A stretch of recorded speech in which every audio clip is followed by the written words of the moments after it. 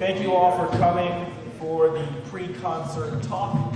I was very happy to just get to know John Ramsey, and John introduced me to the man of the evening, Billy Kilson, and they said, oh, by the way, while we're here, we have Mike Powers. So it's great for me as someone who loves the history of music to be up here on stage with 3 of Alan Dawson's students, and hopefully for you as musicians, you'll learn more than I'll ever understand. So with that, I'll turn it over to Mike Powers as your moderator, and then John Ramsey and Billy Kilson.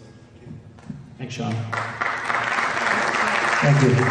I do want to first thank Sean and John and Billy for allowing me to the honor to be here today to help with this event. It's my honor. Hey, Mike? Yes. Can we ask some of the students to come here? Yeah, why don't you guys come over? Let's fill up the middle. Yeah, come on. Come on, you're going to learn something. Get up here. Here you go. You guys know you're in trouble when there's 3 teachers up on the stage telling you what to do, right? Front row. Wait, where's the drummer? Where is she? Okay, she's in the back, all right. So I studied with Alan from 88 to 91 in Lexington, and it was invaluable to me. And last August, I decided to kind of continue my Alan Dawson studies, and I looked up my former professor at Berkeley, John Ramsey, and now I study with John.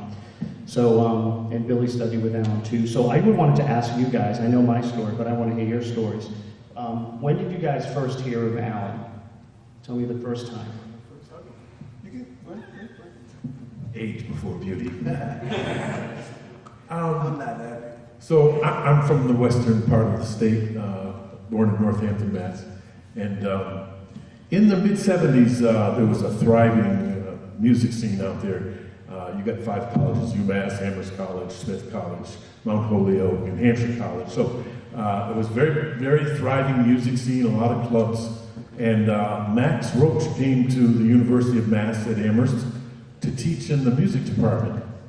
And I wasn't a student, like my friend Chris was here later, but I was a local kid who hung around the music classes. I was in a band with some of the guys that were enrolled in the school, and I used to go to Max's ensembles and his percussion ensemble, and he got to know me a little bit, and at one point I approached him, I said, Mr. Roach, I said, do you give private lessons? Now I was a kid who played rock for 10 years as a self-taught drummer, never studied with anybody at that point.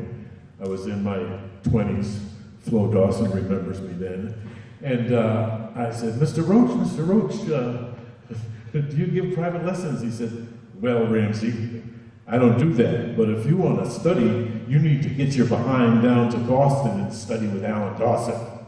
So that was the first time I heard Alan Dawson, and I took his advice. And at that time, I think it was probably 73 or 74, Alan was still at Berkeley. What year did Alan leave Berkeley, Flo? Do you remember?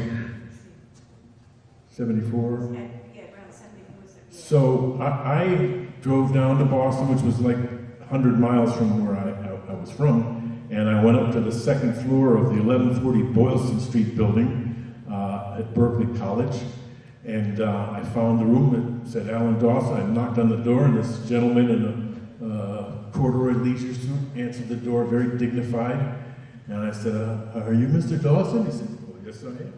And I said, well, do you take outside students? And he said, well, as a matter of fact, he said, you've come at a good time. He said, because I'm leaving Berkeley, and I'm starting a private practice at my home in Lexington. So here's my number, and you know, the rest is history, kind of. That's right. Wow. First of all, I think I got duped. I wanted to study with Alan. I'll get to that. I wanted to study with Alan. But this person said, I didn't know this. I thought Alan was still at Berkeley. I went to Berkeley in 1980, right out of high school. And this person said, Alan was at Berkeley. I didn't know he was gone. So I got duped because I didn't want to go to Berkeley. I wanted to study with Alan. It's my last year of high school. And this drummer, his name is Billy Drummer. He invited me to his apartment He was the drum teacher of all the percussionists at the college there, at the drum camp. And he invited us to his room and he put on a record. And it was called Four More by Miles Davis. And the drummer starts playing this blazing fast verse two. Faster than second two, walking. So, incredulously, I asked the lead drummer, how does that drummer play the ride cymbal with two hands? Two hands. And still hit the snare. He said, kid, you gotta go to Boston. Study with Alan Dawson. He teaches at the college there called Berkeley. So I go, Mom, I gotta go to Berkeley because Alan Dawson's there. I go to Berkeley now, it's not there.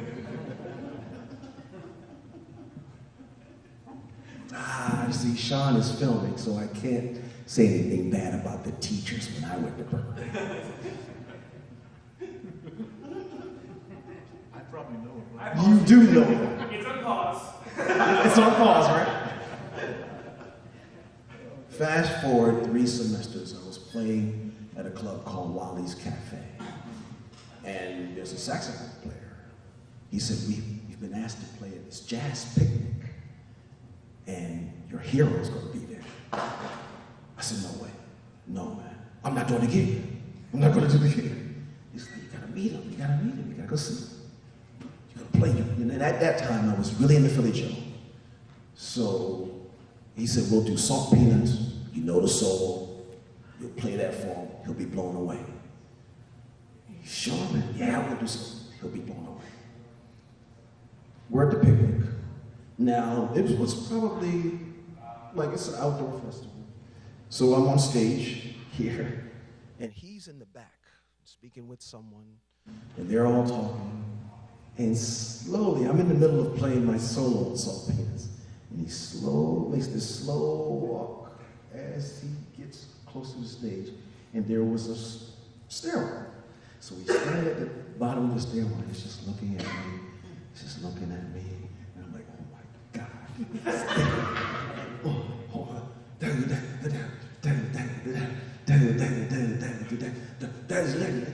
Oh my God, he's still there.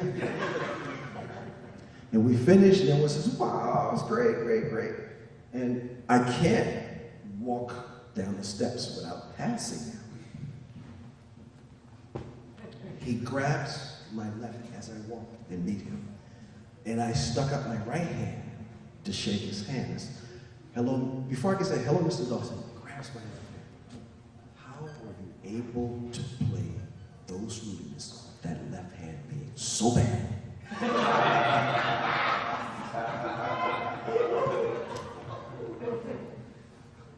I didn't know whether to say, I'm so excited or start crying. I didn't know what to do. You need to study with me. And I was like, yeah, oh yeah. That's how I met and studied with my teacher, Alan Dawson. Yes.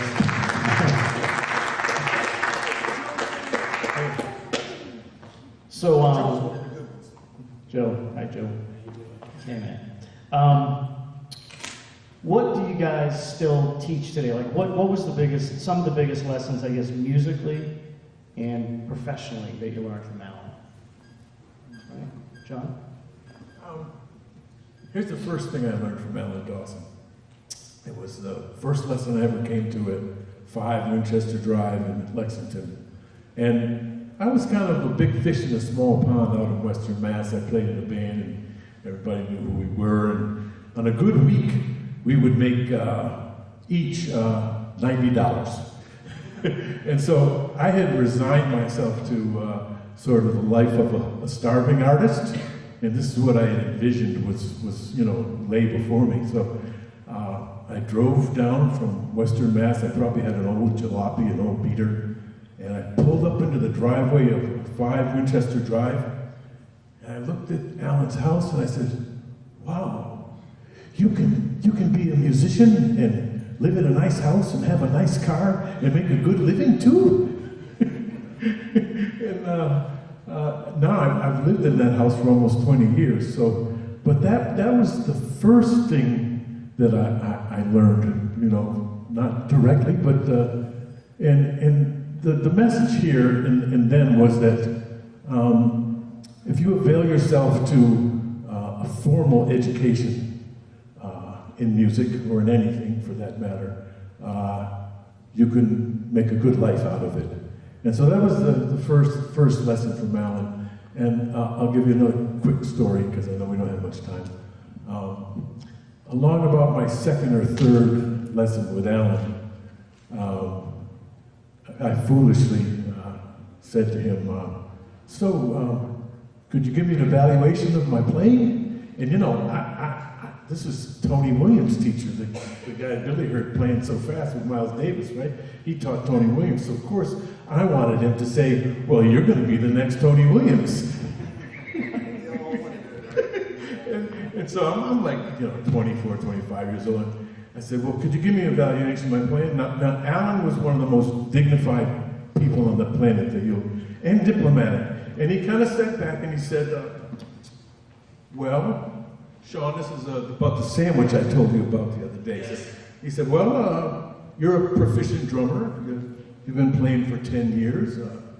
He said, but for all intents and purposes, you're really a beginner. I was stunned. Well, what do you mean? He said, well, you really, you can't read music. I was like, yeah, that's true. He said, Gary, you were probably right there with me. He said, you only know one style. I said, yeah, that's true. He said, you really don't know any rudiments except for the 3 that I gave you 3 weeks ago and you still can't play.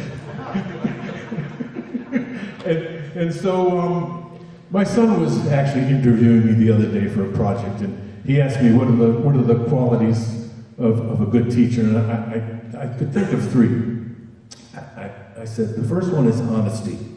And if Alan had not been honest with me that day about my abilities, I wouldn't be sitting here talking to you now, that's for sure. And so that was, you know, the first quality. And again, what I hadn't learned yet was the discipline that had to come with that. But I thought of honesty, love, and by that I mean caring for your students, because Alan loved and cared for all of his students, as I'm sure Billy will attest. And then the third part I thought was, you need to be a psychologist to be a good teacher.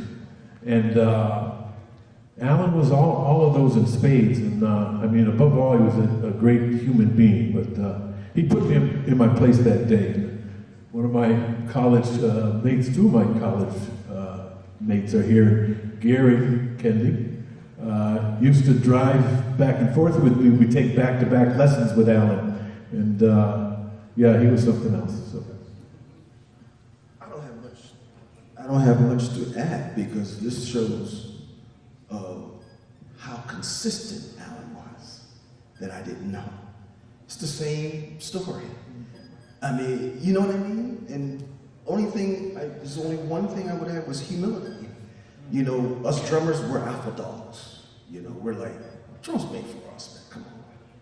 So professionally, if I can answer that question, and I share this with my students, especially all of my drum students, that I teach 4 ensembles at Berkeley. The melody's important. It's not about you.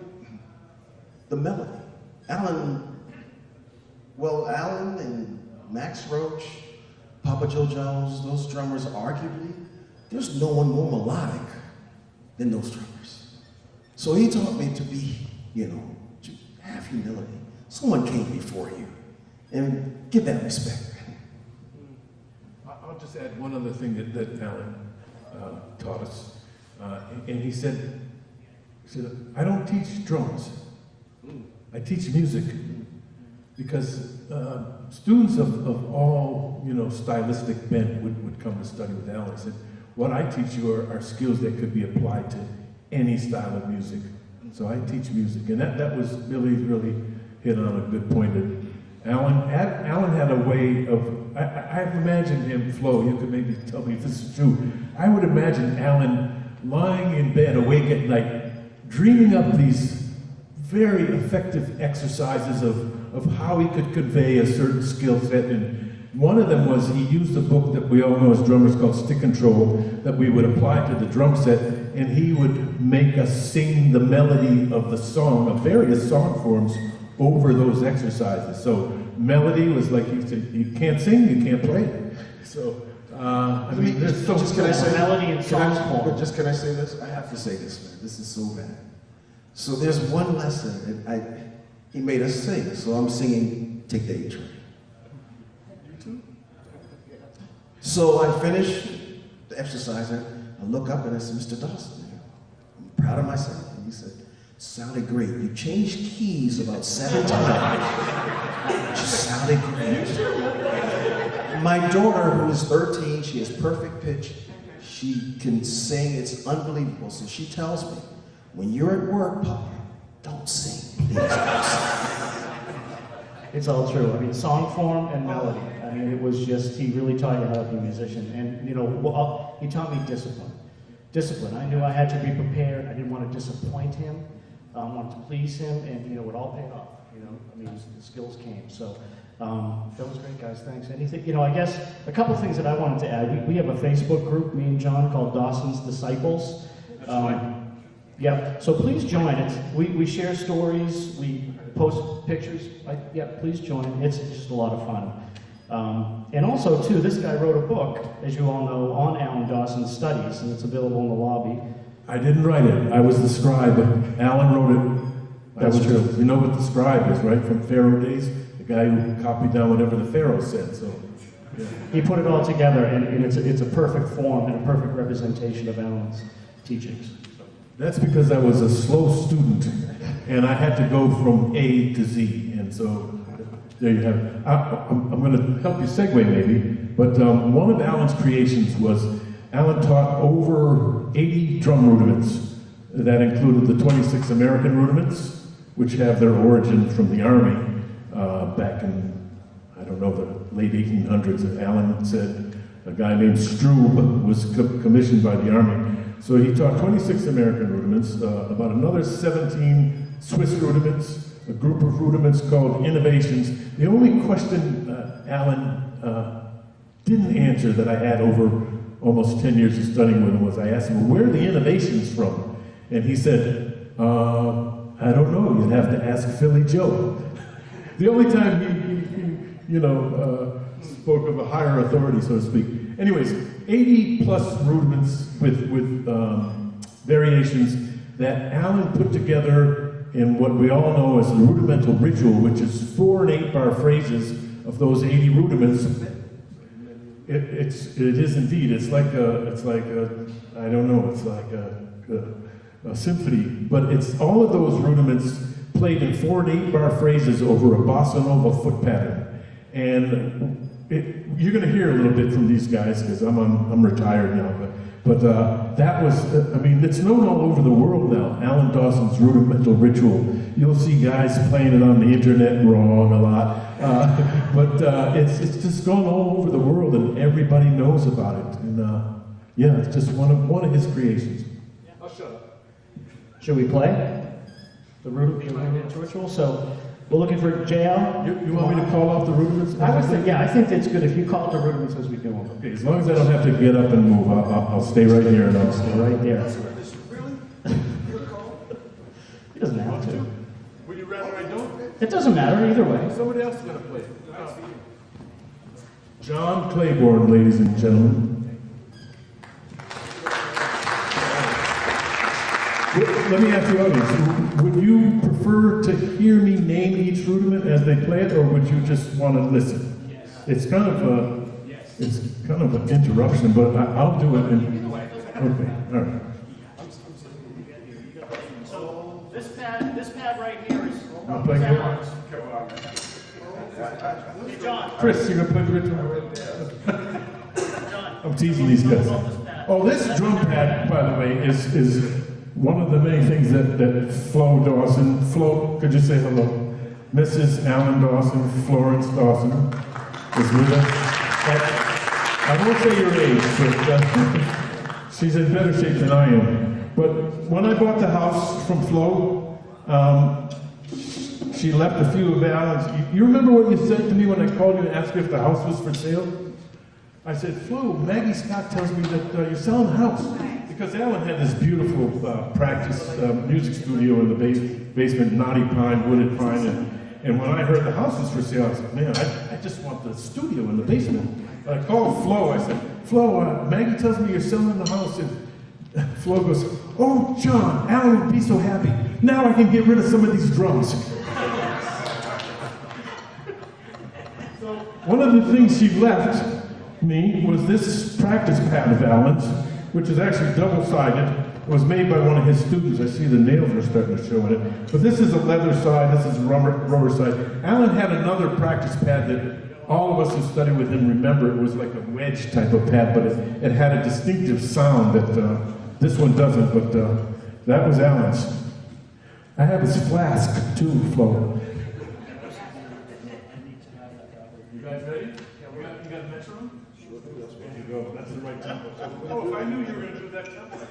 I'm just kidding. Oh, we should do it here. So these are going to be the 26 American rudiments, because the entire ritual takes about almost 25 minutes to play. So it's a workout, it's a warm-up. Because they should hear it. We can put it right here. You guys want to hit the metronome? John, can you tell them why it's important to play two?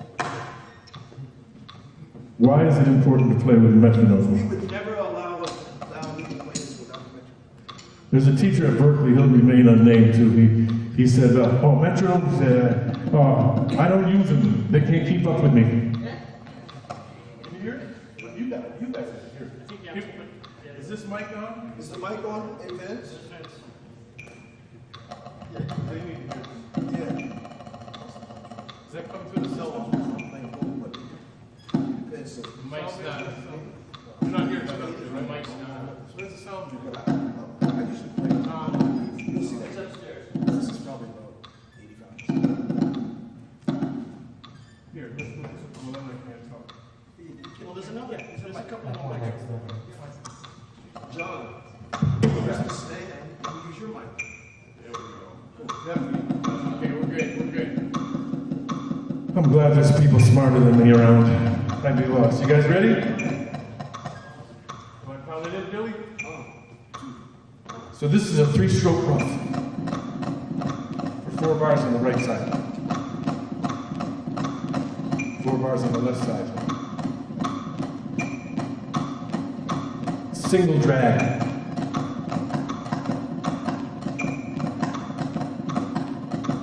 Double drag.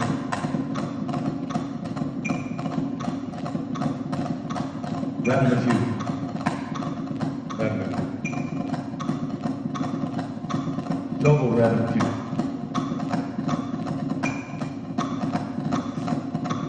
Triple Rudimental. I'm sorry, that's a double Rudimental on the other side. Triple Rudimental.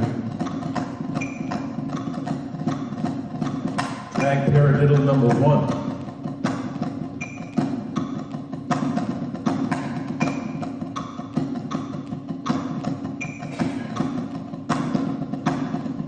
This is a drag paradiddle number 1 at a triplet rate. Drag paradiddle number 2.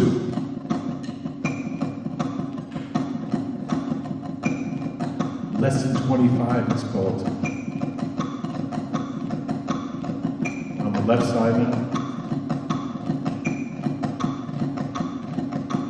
Flam.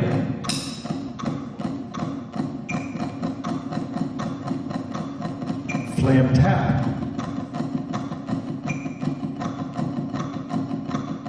Flam accent.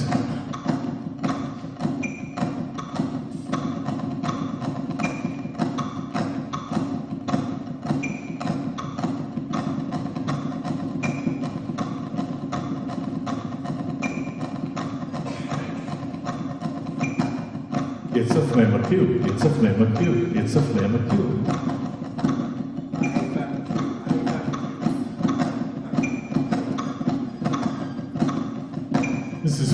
paradiddle. Flam-a-diddle diddle, flam-a-diddle diddle.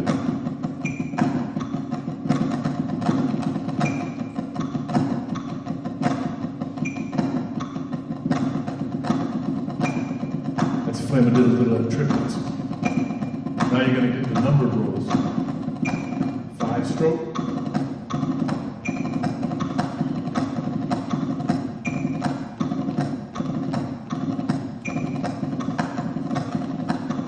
7-stroke roll. Slow wait, right? Hey, yeah. 7-stroke on the left side. 9-stroke roll. And two 5s.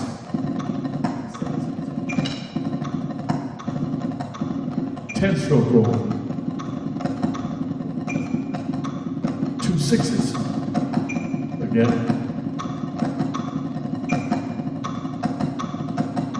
11-stroke roll. 2 7s.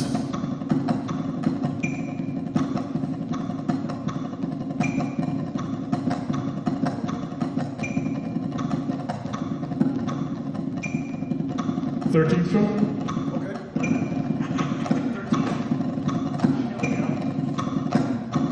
15-stroke roll.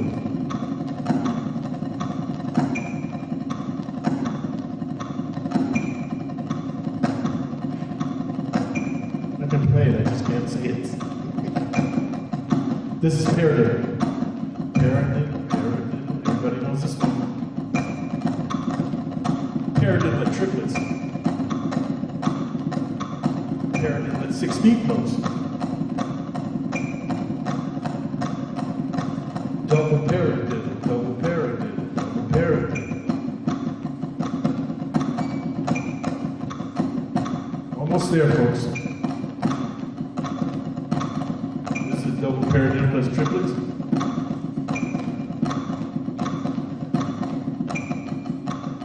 Double stroke roll. Mama, papa, mama, papa, mama, papa, mama, papa.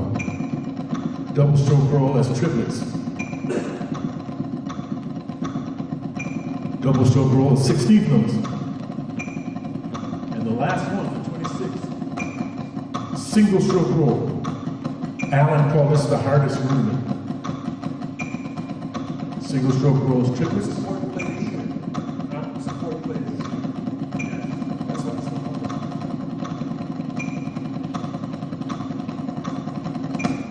Here we go.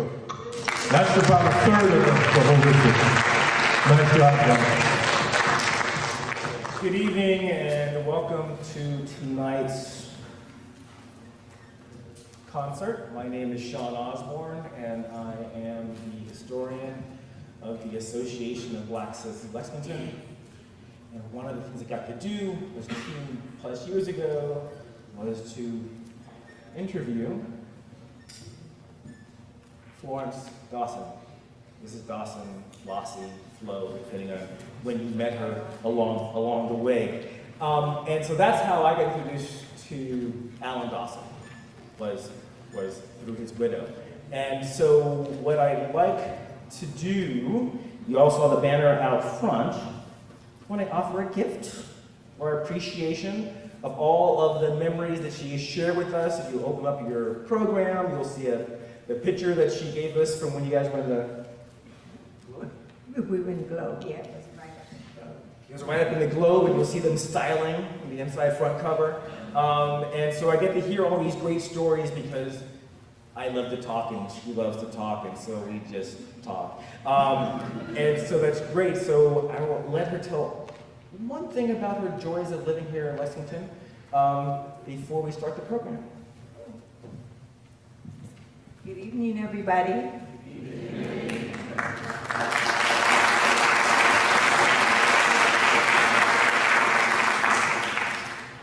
Well, Alan and I, we lived in Lexington for like over 25 years. And Alan was there until he passed away in 1996. And I stayed 10 more years later. We left Lexington. Our children, my son Alan was a basketball player at the Lexington High School, and he was quite popular. And my daughter, Deborah, who's there with her husband, she was an activist for the METCO children. Plus, she was very friendly with the METCO, and our door was always open to them. So it's so nice, like I said, to see all of you. Thank you, thank you, thank you so much for honoring my husband. My husband was such a humble, kind person. He was also one of the top, during the 70s, was one of the top jazz educators and musician and drummer. I really miss him. I really miss him. And I'd like to thank the ABCL organization, the Lexington Jazz Combo, Billy Kilson and his quartet that's going to perform tonight. And I'm sure that all of you are going to really enjoy it. So thank you again, and enjoy the concert.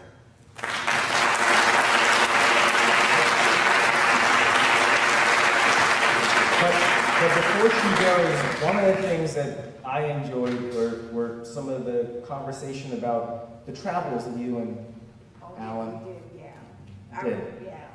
Well, Alan played with Dave Brubeck, and he performed with Dave Brubeck for about 7 to 8 years, and it was wonderful. The children were teenagers, and my sister took care of them, and I knew I could trust her with them. So I was able to travel all over the place with Alan. So that was a beautiful, beautiful experience. Thank you.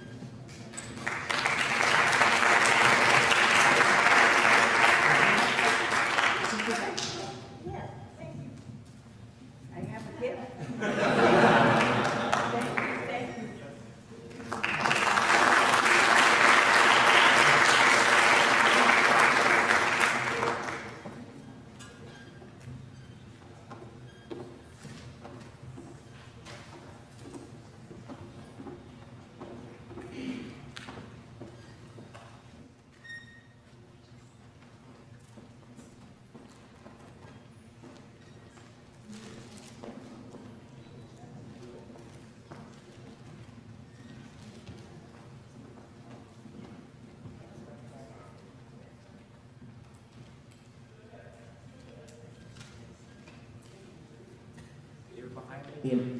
They were behind me the entire time. So ladies and gentlemen, the award-winning Lexington Jazz Combo, led by their leader from Lexington High School, Pat.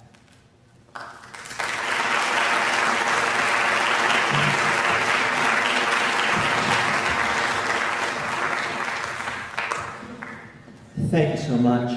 Thanks to the ABCL for having us. This is, an honor to be part of the celebration. We're really pleased. While they're setting up, we want to invite you to join us in a couple of weeks. We will be working with another amazing drummer, Matt Wilson. He's coming to LHS to work with us, and we'll have a concert on the 14th. So we hope you'll join us for that. We're really looking forward to hearing Billy and his quartet. We get to hear them rehearse yesterday, and you're in for a treat. This group will be playing 4 tunes. It's sort of a tribute set. The first 2 tunes are by the great Wayne Shorter, who passed on earlier this month. We'll be playing Pinocchio, which of course features Tony Williams in the original version, who some of you heard us mentioning in the workshop. And then the second tune is called Aung Suu Kyi, which is a song that Wayne wrote for. She was at that time a political prisoner in Myanmar and has gone on to be the president of the country. The third tune is by the great Carla Bley. It's a ballad called Jesus Maria. And then they'll close with sort of a mashup of 2 tunes that are almost a century apart. The first is called Ball in the Jack. It's a dance tune from the 19-teens by the great James Reese Europe. He was the first prominent African-American band leader in New York, and he has a story that is way too long to tell you here, but is absolutely fascinating. and he is, not widely recognized enough. And then that will feed into a tune by the late great Jerry Allen called "Feed the Fire." So, ladies and gentlemen, the LHS Jazz Club.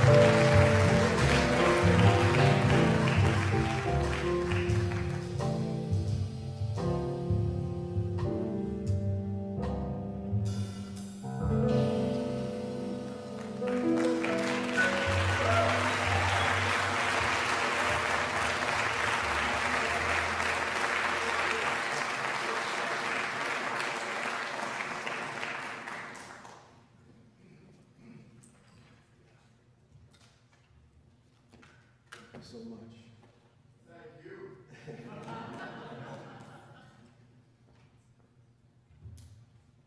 One disclaimer. I hope this is okay with Mrs. Dawson.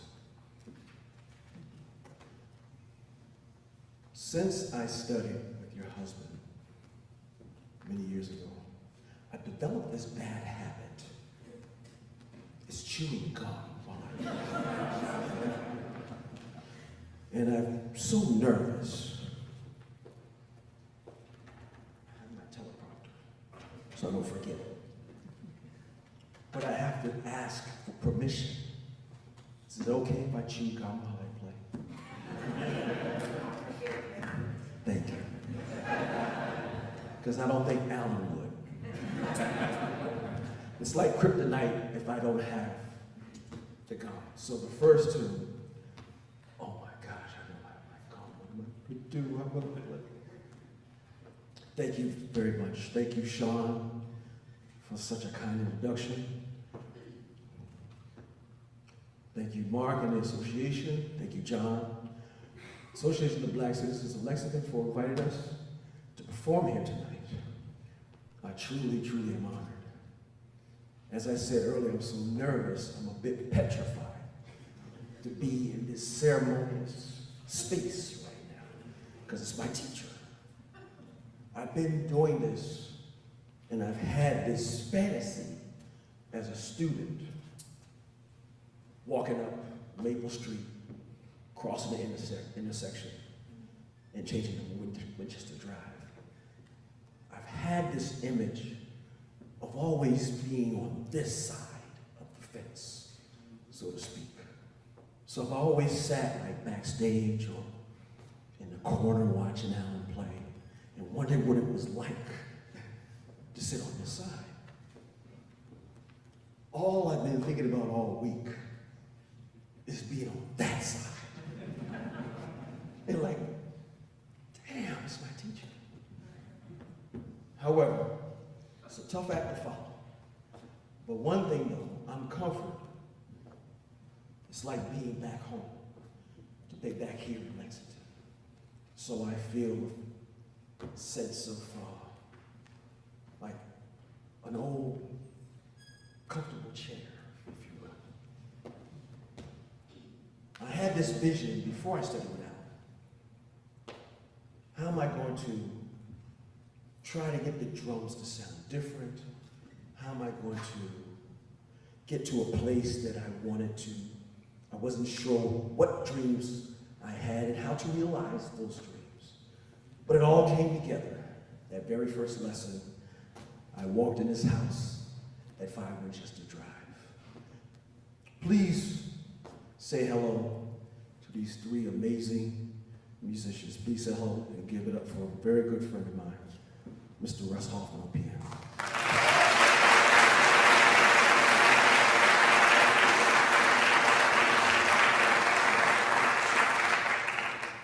My big brother playing the bass, Mr. Ron Makdi.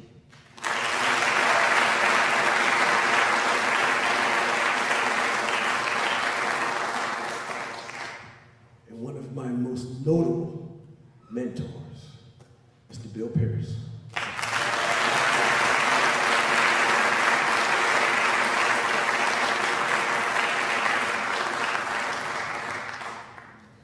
The first song we performed is called The Blues Walk by Clifford Brown.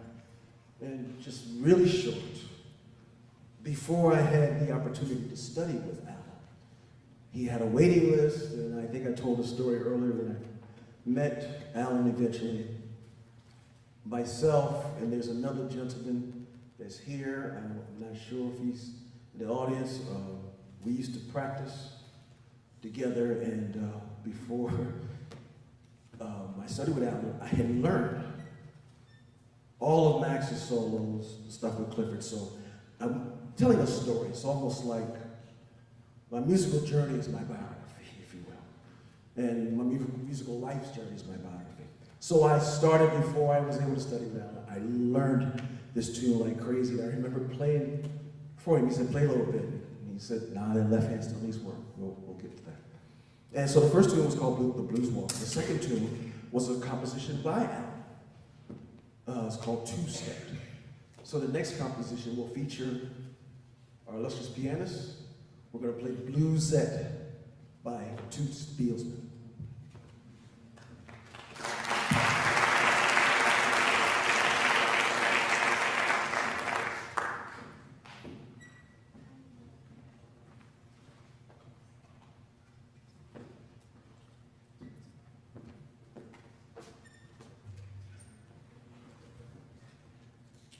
Forgive me, Patrick, in Lincoln High School, jazz combo. You guys were great, so I'm thanking you. Thank you, Patrick. Patrick, that's the host us yesterday, but you guys sound great.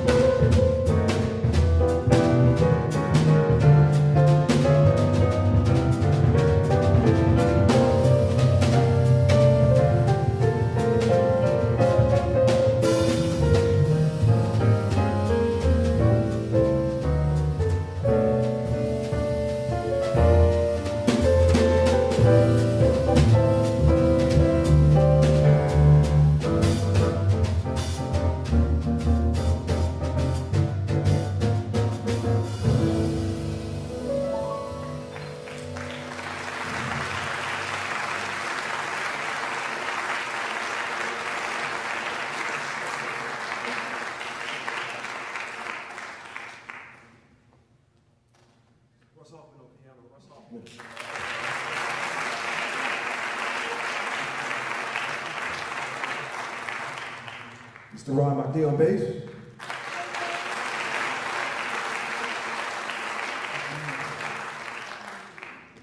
Now we would like to feature our saxophonist, Mr. Bill Pierce, on a tune by Dave Brubeck called In Your Own Sweet Way.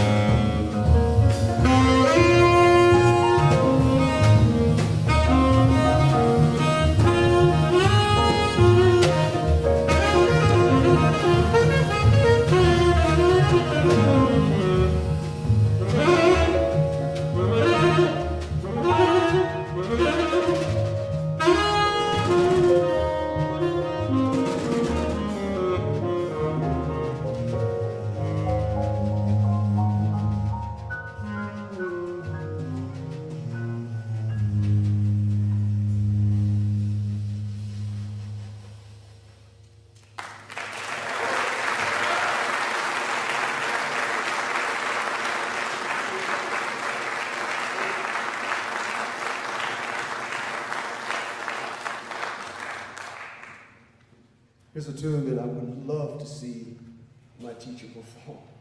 He will play this tune. It's called Old Devil Moon.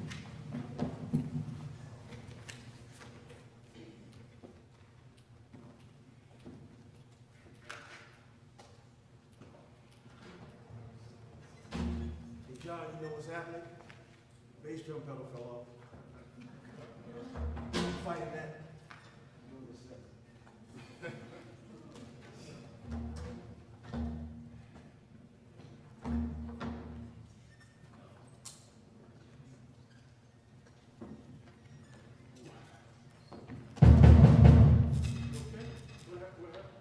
No, it came off. I'm good. I'm good. You good?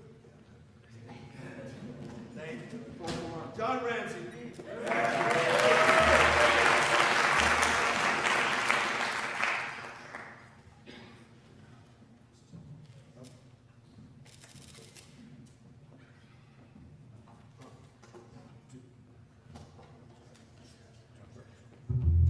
Yeah, we got rest. Okay. Two.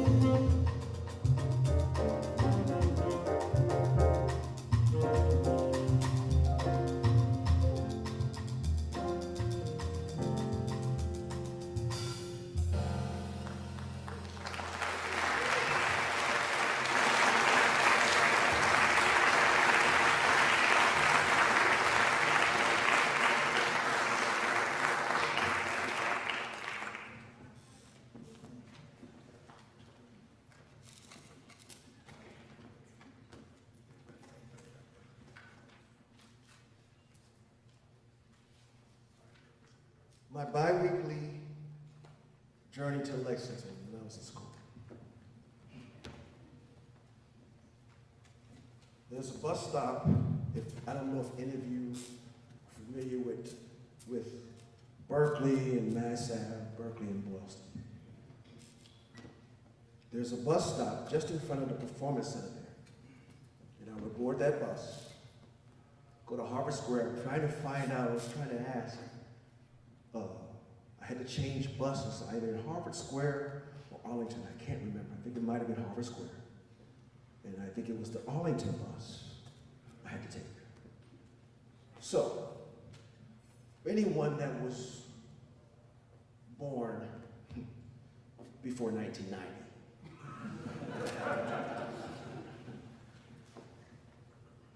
there's no phone. I can say, hey Siri, how do I get to 5 Winchester Drive? So I mentioned earlier that I met my teacher and gave me his phone number. He gave me the address and get on the bus. I boarded that bus, changed the bus in Harvard Square, and went to Arlington. Then I took the bus, and the bus stop for my bus stop was at the bottom of Maple Street, and I think there's a gas station there. I drove by there in the Uber earlier. That brought me a lot of like, man, I wish I could have taken an Uber. Wouldn't that be? I didn't have any money at Berkeley. Come on, you know. So I got off at Maple Street. I don't know if any of you here, I'm sure ABCL knows, but does any of you know the distance it is from the bottom of Maple Street to 5 Winchester Drive? And there's no bus to that, please close your ears, Mrs. Dawson, to that damn house. So, my Uber,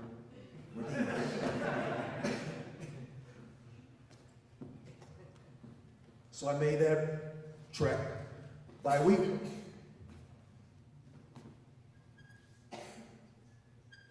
Got old after a while. What the hell am I doing this for?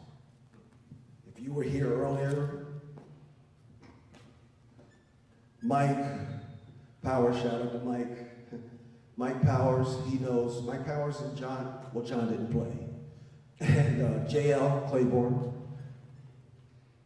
As I'm learning the ritual, these rudiments, throughout those treks, back and forth, back and forth, back and forth.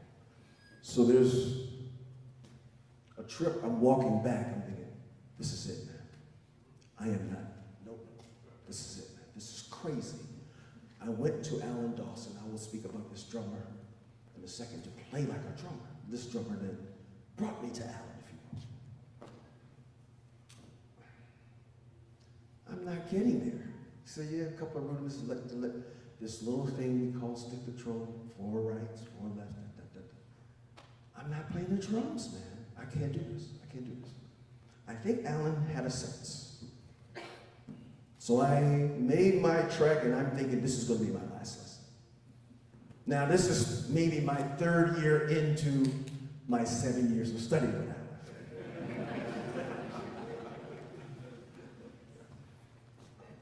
So this particular trip, walking back up, oh my gosh, Maple Street, and getting to that intersection and kind of veering off because you can't walk directly across. I mean, traffic and whatever, so you walk around. It's kind of to the right, and then it's safely to get on the 5 Winchester Drive. This particular lesson, oh my gosh, was forever special. I need my teleprompter to get this right.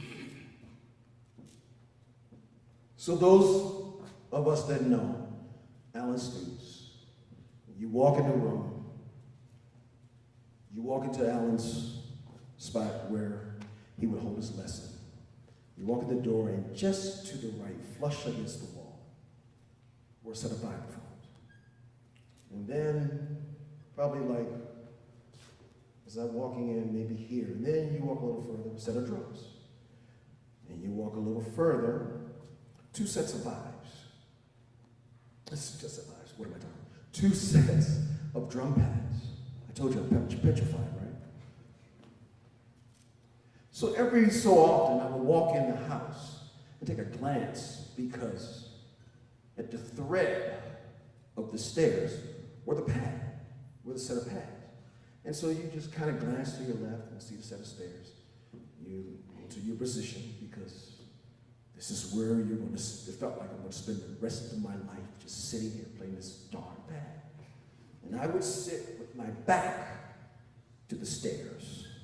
And Alan would sit in front of me and teach me rudiments and technique, how to play accurately with precision.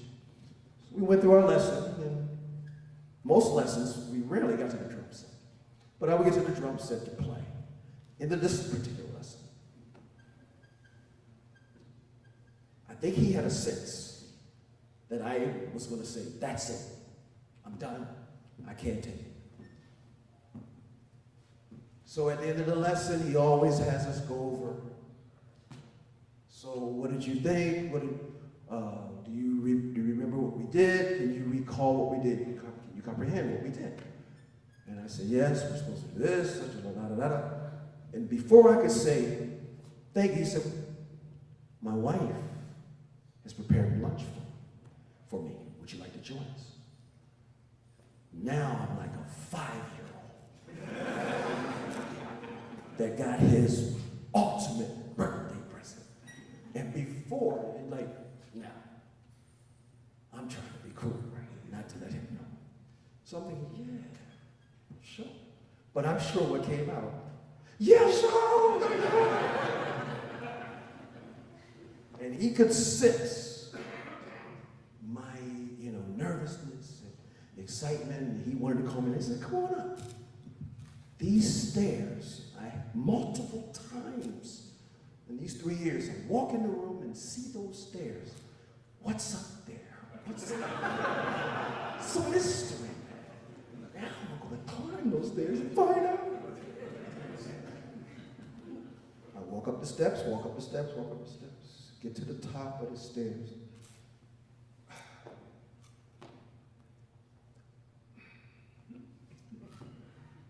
And lo and behold, was the queen herself, Mrs. Dawson.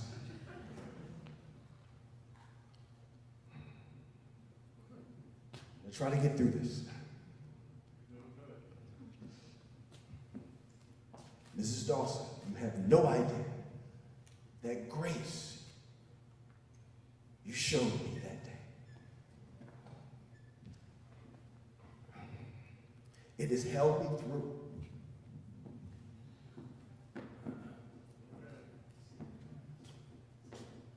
It has gotten me through many rough days, because not just Alan's lesson, it was that one moment you said, hi, Billy. I've heard a lot about you. That meant the world to me.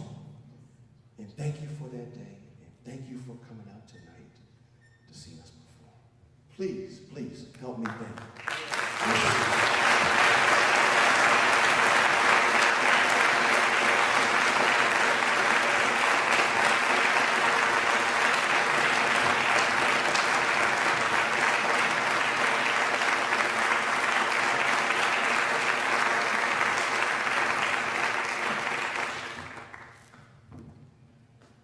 This song we're about to perform is dedicated to you, written by your husband, called Waltz in the Flow.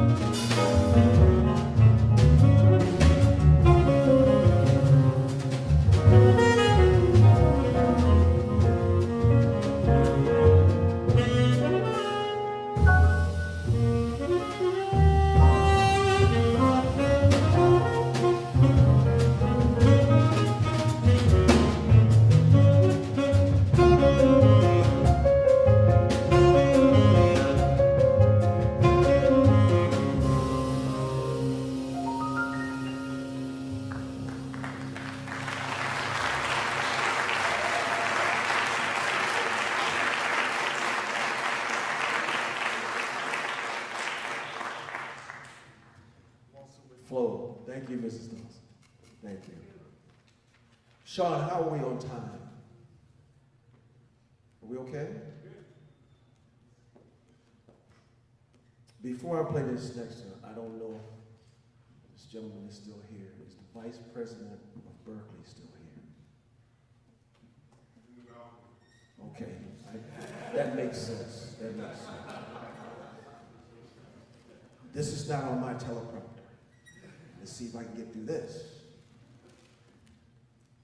We're gonna do Penta Blues. So you guys. He knows these stories all too well. He knows the skeletons in the closet, so to speak. So I have to be very careful. But this gentleman here, when I mentioned there was a period, there was a couple of times, and not just that one time after 3 years, that I said that I don't think I can do this. And this is to share with the high school jazz combo.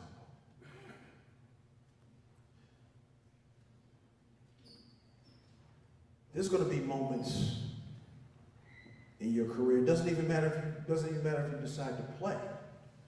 If you decide to teach or you decide to do something else. But perseverance is the key. No doubt.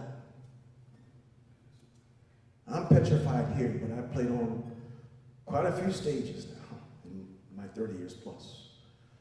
And I've had a very fortunate career, and I'm glad. With the support that Mrs. Dawson didn't know, and my teacher pushing me through, as well as having amazing friends that got your back. You're never going through this by yourself. Someone else always believes in you. So this one moment, I did actually quit. 3 months. Not only my teacher would reach out, but this gentleman, who is now the Vice President of Berkeley College of Music. We were college roommates. We studied with Alan at the same time. In that moment when I thought I was going to quit, in John Ramsey's book, if you go out and listen to plug, this is definitely a plug to buy John's book. Inside of John's book, what John did, Alan would write out his lessons on a pad that had his logo at the top. My friend would copy all of the lessons that we did by him and mail them to me. Because I left Boston. And he said, no, I don't want you to quit, and Alan doesn't want you to quit. So you're going to have to make me a cassette tape. I know you guys don't know what cassette tape is.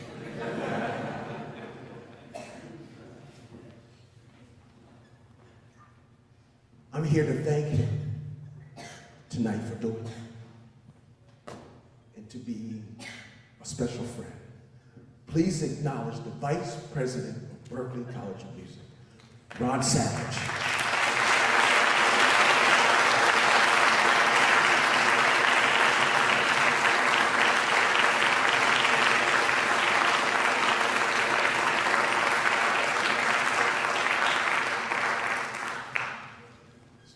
It's a philosophy in Alan Dawson's Rudimental Ritual. It'll take you to the Vice Presidency. We're going to play a composition that's written by Alan. And for us, this is some of the advanced lessons, teaching us irregular time signatures. This is in 5/4. This is called Penta Blues.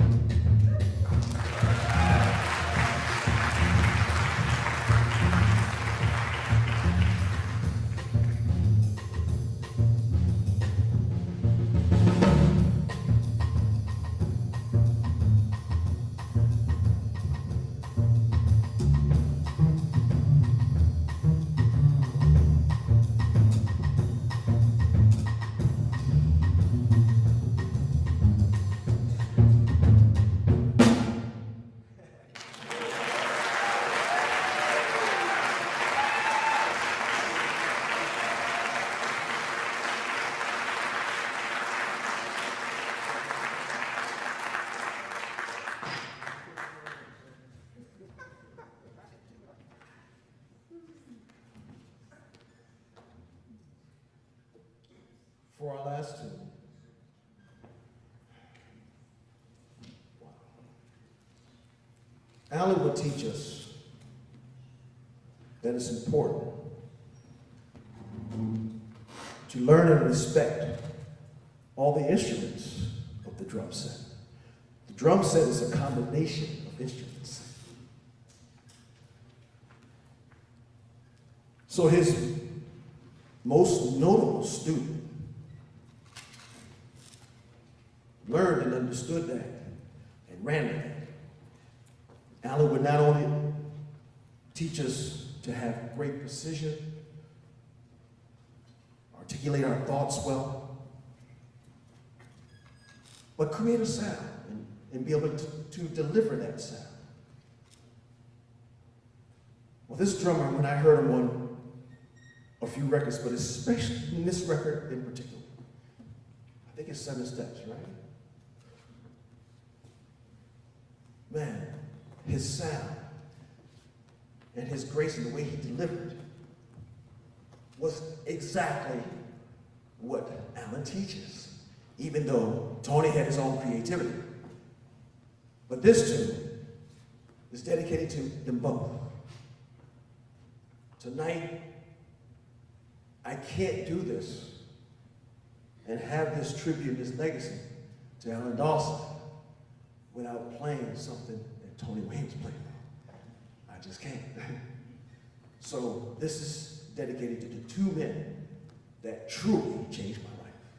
This is written by Victor Feldman. This is called Joshua.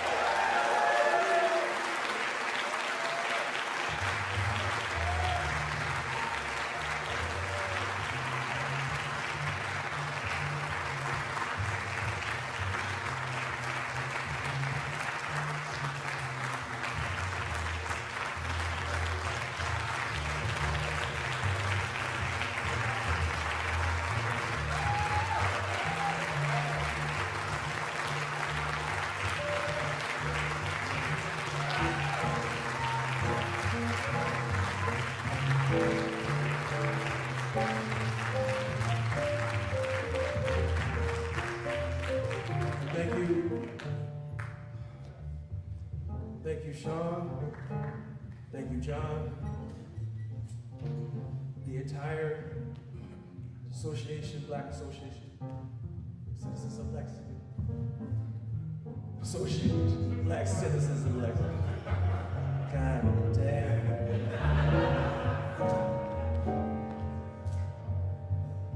Thank you, JL. John Ramsey, this is not a concert without John Ramsey. I would not have drums.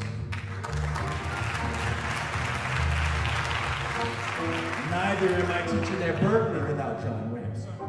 Thank you, John Ramsey.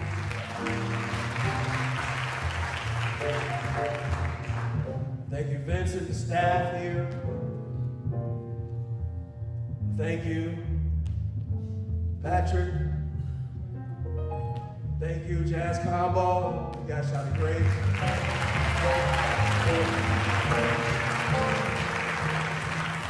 I don't want to miss because I need my teleprompter. I don't want to miss.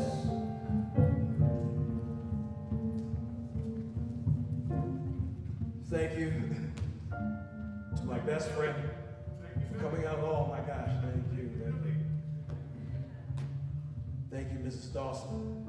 This concert is dedicated to you and the legacy of your husband, my teacher, Mr. Alan Dawson. Thank you.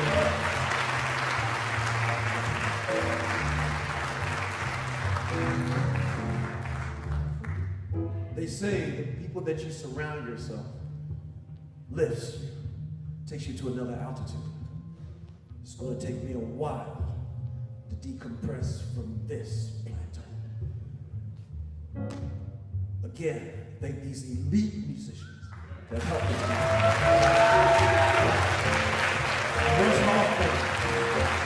Russ Hoffman on piano. Russ Hoffman.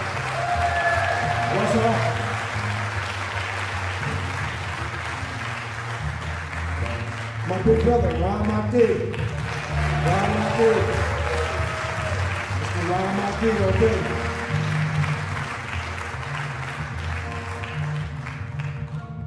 For decades, he doesn't know this, but from afar, as I said earlier, my most notable mentor, Mr. Bill Pierce on saxophone. I'm deeply humbled and honored. Again, thank you, ABCL. I'm deeply honored to be here. This is truly a night for me to remember for the rest of my life. This is special. Thank you. My name is Bill Kilson. You guys are for me.